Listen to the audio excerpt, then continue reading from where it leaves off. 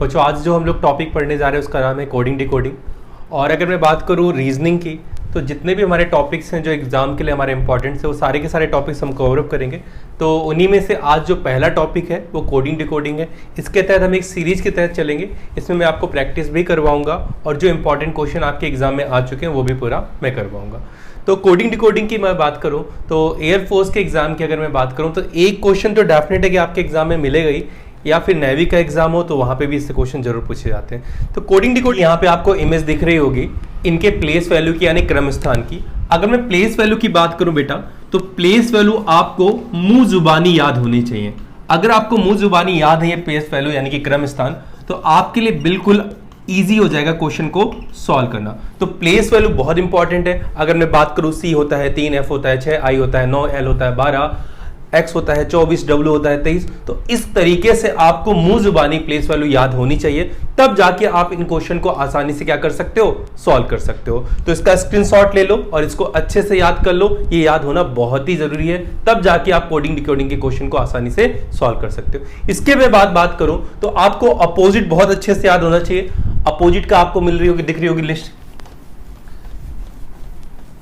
तो अपोजिट की मैं बात करूं तो आप सबको पता है स्टार्टिंग A से होती है, तो Z, A का अपोजिट होता है Z, तो आप इसको आज या फिर आजाद से याद कर सकते हो।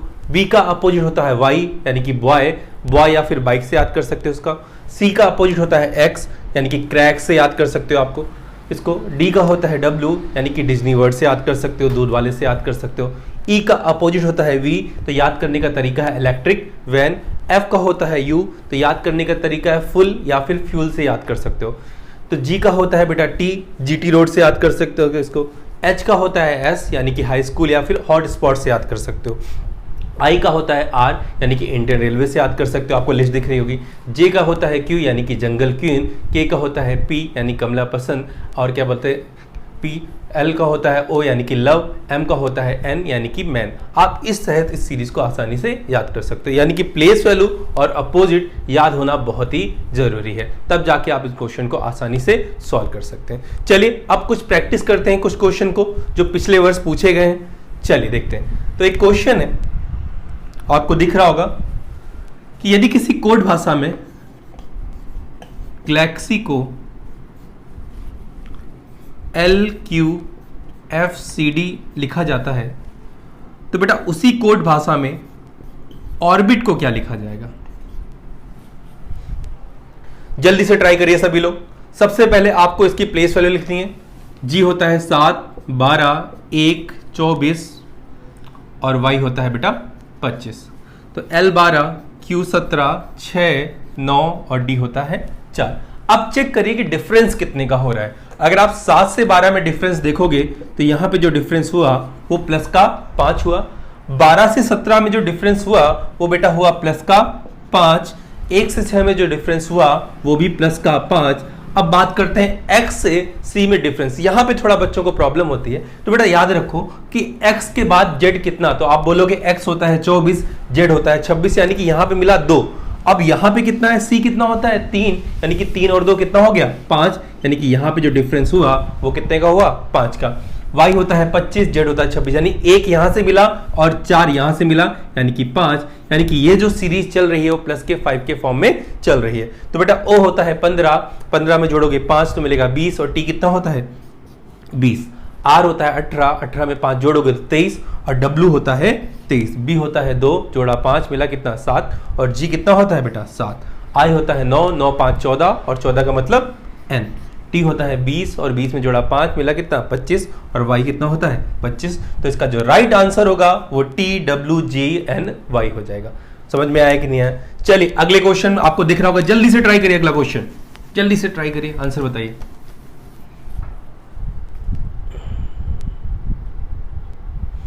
अगला जो क्वेश्चन है उसमें किसी कोड भाषा में स्ट्राइक को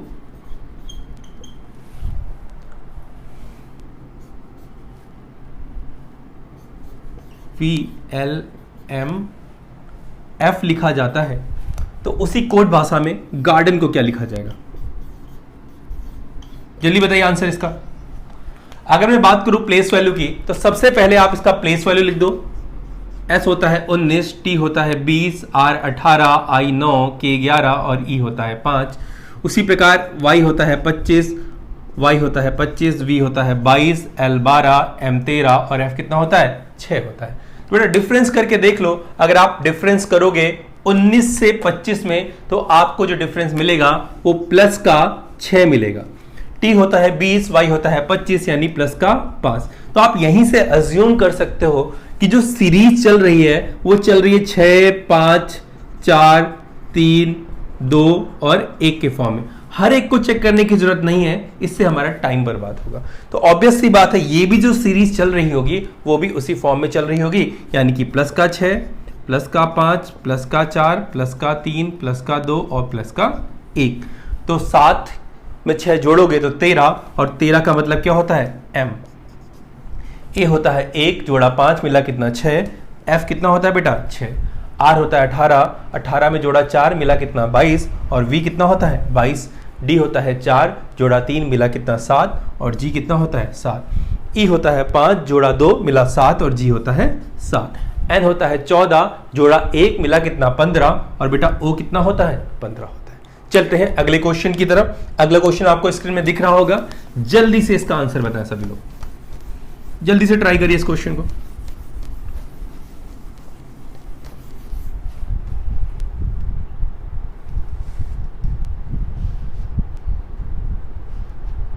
अगला क्वेश्चन है बेटा, यदि किसी कोड भाषा में ए बी सी डी को बी डी एफ एच लिखा जाता है तो उसी कोड भाषा में एच जी एफ ई का कोड क्या होगा, एच जी एफ ई का कोड क्या होगा। तो सबसे पहले आपको इसकी प्लेस वैल्यू लिखनी है, 1, 2, 3, 4, 2, 4, 6 और 8। अगर मैं आपसे इसके डिफरेंस की बात करूं तो जो इसका डिफरेंस होगा वो होगा 1 का, वो होगा 2 का, वो होगा 3 का, वो होगा 4 का। इस तरह से इसका डिफरेंस आ रहा है। अगर मैं डिफरेंस की बात करूं तो प्लस का 1, प्लस का 2, प्लस का 3 और प्लस का 4। अगर मैं यही सीरीज में जोड़ दूं तो प्लस का 1, प्लस का 2, प्लस का 3 और प्लस का 4। तो h होता है 8 जोड़ा 1 मिला कितना 9, 7 और 2 9 और 9 का मतलब क्या हो जाता है बेटा I। f होता है 6, 6 में जोड़ा 3 मिला कितना 9 और 9 का मतलब कितना होता है I। E होता है 5 जोड़ा 4 मिला कितना 9 और 9 का मतलब क्या हो जाता है I, यानी कि इसका जो ऑप्शन बनेगा वो I बन जाएगा। लेकिन जहां तक अगर मैं बात करूं, ऐसा तो कोई ऑप्शन हमें एग्जामिनर ने दिया ही नहीं है, यानी कि ये जो क्वेश्चन है इस ट्रिक के अकॉर्डिंग नहीं लगेगा। जल्दी बताइए और क्या ट्रिक लग सकती है इसमें, जल्दी बताइए और क्या ट्रिक लग सकती है। यानी कि इस ट्रिक से ये नहीं लग रहा, सबसे पहले अप्रोच इसी ट्रिक में होगी बच्चों की, आप लोगों की।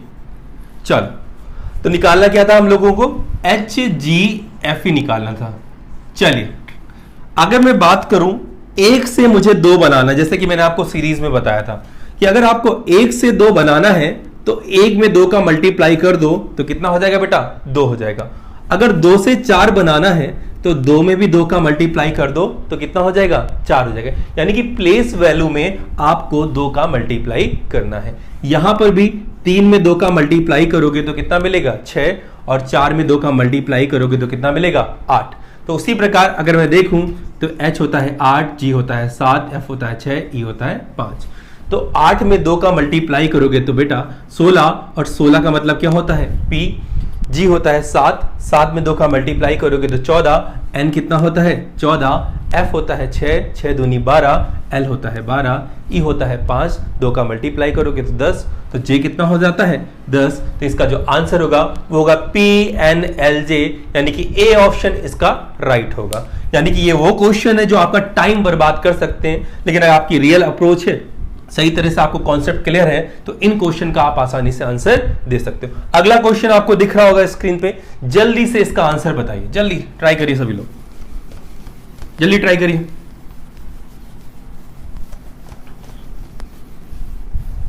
जल्दी बताइए अगले क्वेश्चन का आंसर।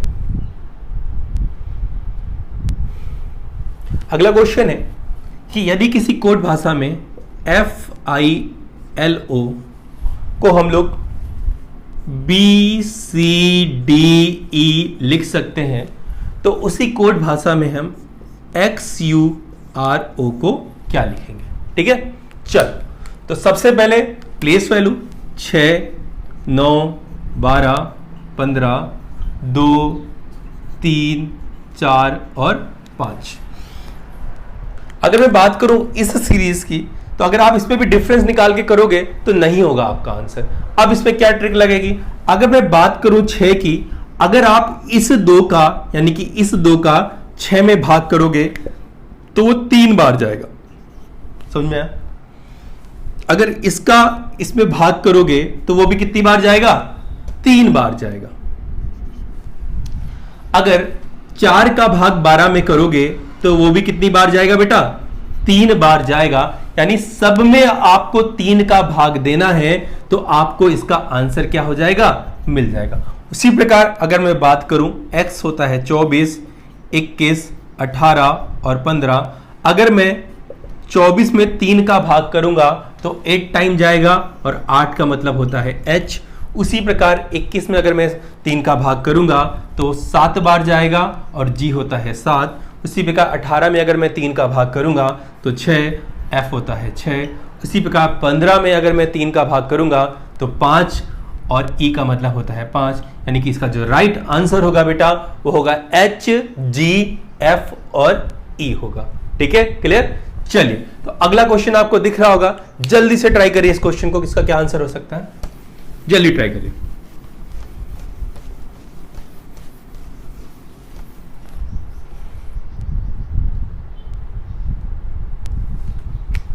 अगला क्वेश्चन है हमारा क्रोमैटिक।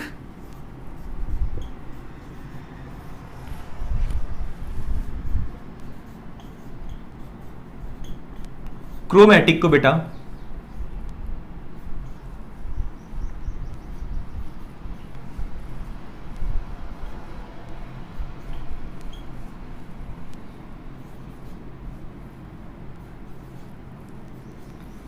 यदि किसी कोड भाषा में क्रोमैटिक को XSILNZGRX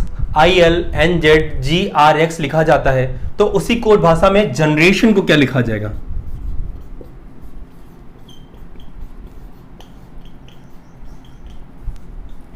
बिल्कुल आसान क्वेश्चन है, आप बिल्कुल क्लियर है ये कि अगर मैं बात करूं C का जो अपोजिट होता है वो X यानी कि क्रैक्स होता है, H का अपोजिट S होता है, R का अपोजिट I होता है। यानी कि यहां पर जो भी अल्फाबेट दिए हैं इन सब का क्या हो रहा है? अपोजिट हो रहा है। तो G का जो अपोजिट होगा वो GT रोड यानी कि T, electric van, man, electric van, Indian railway, Azad, GT road, Indian railway, love और क्या हो जाएगा? मैन हो जाएगा। तो बिल्कुल आसानी से आपको आंसर मिल जाएगा। इसीलिए मैं बार बार बोल रहा हूं कि आपको अपोजिट और प्लेस वैल्यू याद होना बहुत जरूरी है। इस तरह से बिल्कुल मत याद करना कि F6 जैसा दिखता है तो F का कोड 6 हो जाएगा। आप इसकी प्रैक्टिस करो, इस तरह से याद करो। कोई शॉर्ट ट्रिक नहीं है इसकी। आप जितना पेन चलाओगे उतनी जल्दी आपको ये क्या होंगे? याद होंगे। चलिए, अगला क्वेश्चन आपको स्क्रीन में दिख रहा होगा, जल्दी बताइए अगला क्वेश्चन। बहुत अच्छा क्वेश्चन है अगला, खासकर SSC के एग्जाम में बहुत ज्यादा ये पूछा जाता है। जल्दी बताइए इस क्वेश्चन का आंसर। यदि किसी कोड भाषा में डॉग को BCMNEF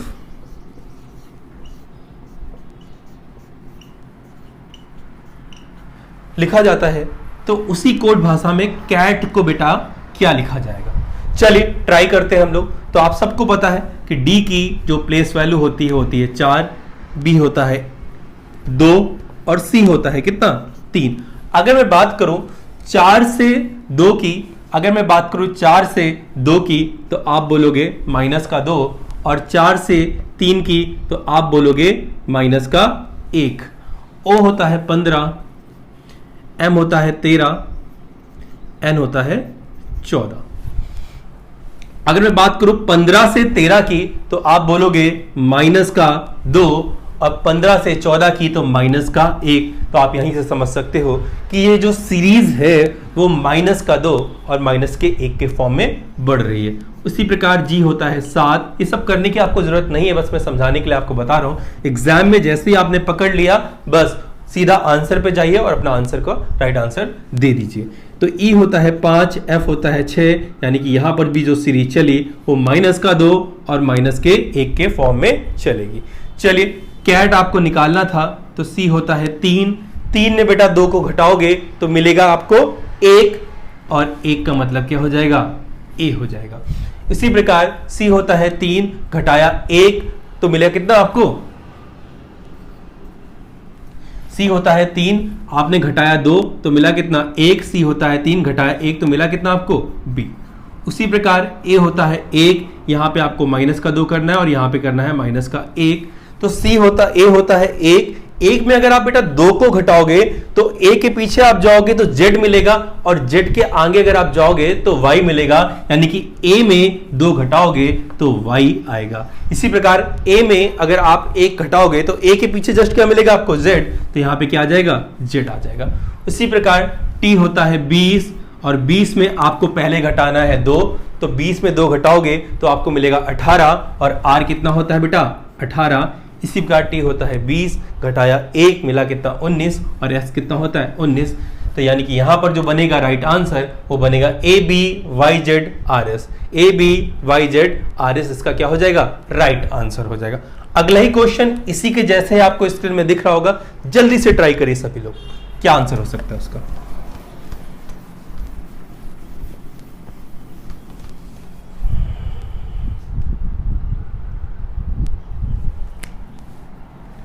जस्ट अपोजिट कर दिया गया है बेटा।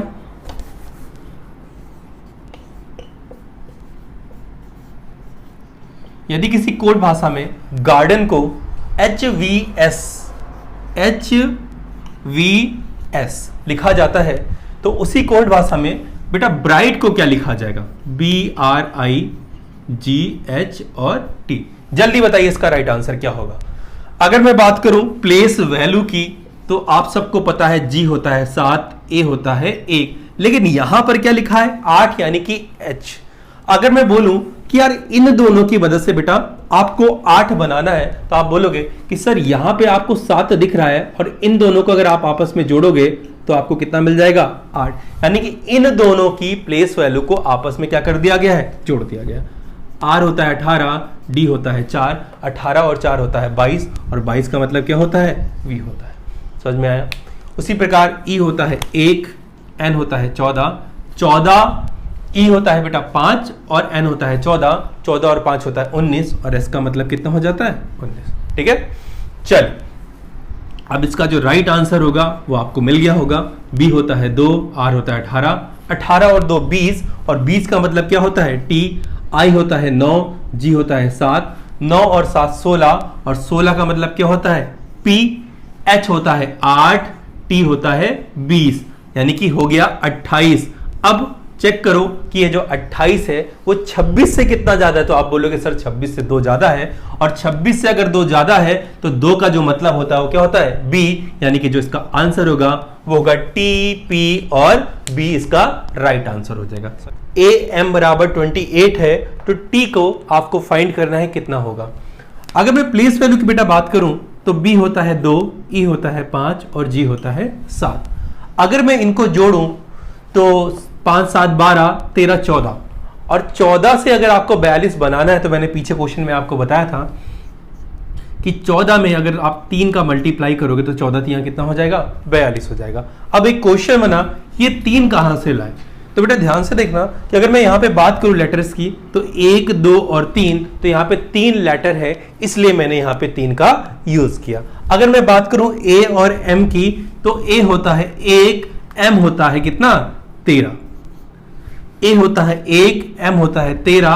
अगर मैं इन दोनों को जोड़ूं 13 और 1 को तो 14, और 14 से 28 बनाना है तो आपके दिमाग में आएगा 14 दूनी तो होता है 28। फिर वही क्वेश्चन 2 कहां से आया, तो बेटा 2 यहां से आया। ठीक है, अब इसको ध्यान से देखो। अगर मैं बात करूं T तो T होता है 20, E होता है 5, A होता है 1, इन सबको जोड़ो 5 और 1 6 यानी कि 26। अब 26 में आप 3 का मल्टीप्लाई करोगे तो आपका जो राइट आंसर होगा वो होगा 78, आपका राइट आंसर हो जाएगा। ठीक है बेटा, चलिए अगला क्वेश्चन जो आपको स्क्रीन में दिख रहा होगा, बहुत ही इंपॉर्टेंट क्वेश्चन है, अच्छा क्वेश्चन है, ट्राई करिए, कुछ ना कुछ इसी कॉन्सेप्ट के तहत ये क्वेश्चन होगा, जल्दी से इसका आंसर बताइए। क्वेश्चन है बेटा हमारा, यदि E बराबर है 5, ओटल बराबर है 12, तो हमें फाइंड करना है कि लैम्ब का क्या कोड हो सकता है, कि लैम्ब का कोड क्या होगा। अब सब लोग बोल देंगे कि सर E का जो प्लेस वैल्यू होता है 5, तो उसी प्लेस वैल्यू को हमने यहां पे क्या कर दिया, लिख दिया। ठीक है चलो, लेकिन आगे अगर आप चलोगे तो 12 कहां से बनाओगे। तो याद रखना, अगर E की प्लेस वैल्यू होती है 5, अगर मैं 5 में 1 का भाग करूं तो भी 5 आएगा। अब दिमाग में क्वेश्चन बना कि 1 कहां से आया, अरे E तो 1 ही है ना, इसलिए यहां पे 1 का मैंने भाग किया।